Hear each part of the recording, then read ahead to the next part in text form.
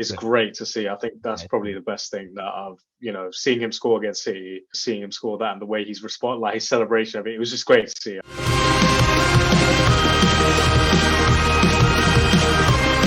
Someone who's slowly going about their business is Erik Ten Hag and Manchester United as well. After an amazing run of games so far, there are talks of Manchester United being title challengers. Like I mentioned, we are halfway into the season.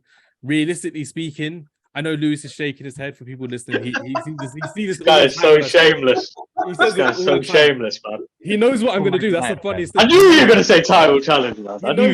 He knows what I'm going to say, which is the funniest thing. I don't think we're going to be title challengers. That's the thing.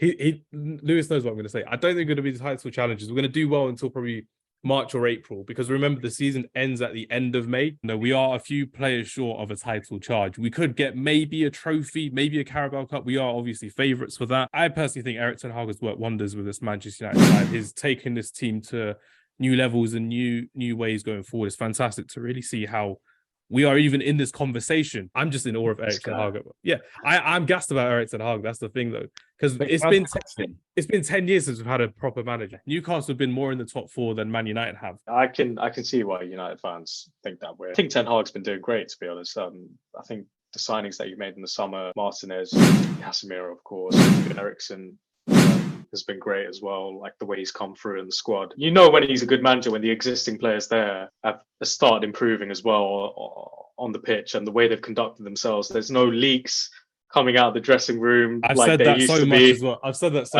much. Having no leaks from Dean Henderson and Jesse Lingard in that thing. Yes, random. I knew who it was as well. The Ronaldo situation as well. The way he's handled that. I think he's come across.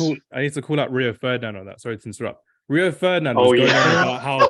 Did you guys see this as well? He said, I love Erik Ten Hag. Yeah, the podcast. Yeah, on the podcast. He's like, I love Erik Ten Hag. He's great. He's reset the culture. I love what he's done by getting rid of some of the dead wood. And 2 months before, when Ronaldo's in the squad, Erik Ten Hag should manage Ronaldo differently. He's a big game player. He'll win you games. He'll win you trophies.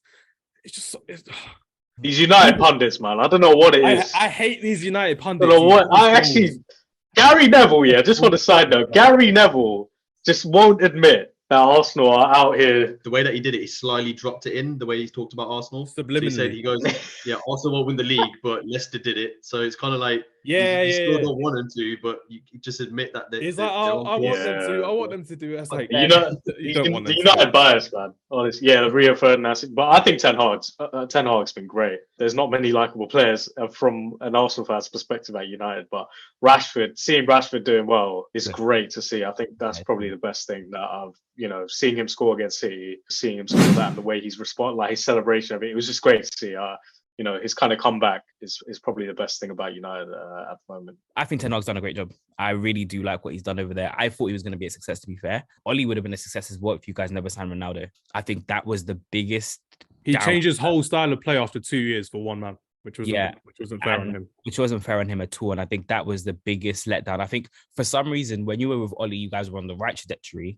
You signed Ronaldo, went downhill, then you signed Rangnick and put yourself further downhill. I don't know what you were thinking during that time. The thing is, Rangnick was always going to be temporary, and I will always back Ralph Rangnick for a couple of things. For outing the players in public, which he did, and he said all of these guys are leaks, they're all snakes, they're this, they're that, they don't turn up properly for training. And then he also said this squad needs another 11, 12 new players to actually replenish the squad, and the owners don't go into their pockets enough. And he said that publicly, and he then got sacked after 6 months because instead of staying as a technical director, the board didn't want him because he put so much bad press onto Manchester United. So even though he wasn't a great coach, he did the right thing by kind of just falling on his sword and be like, you know what, this job may be too big for me, but realistically speaking, the next manager has to know this is what's happening. Both Arteta and Ten Hag are Pep's disciples. And I saw it with Arteta with Aubameyang, and I saw it with Ten Hag with Ronaldo.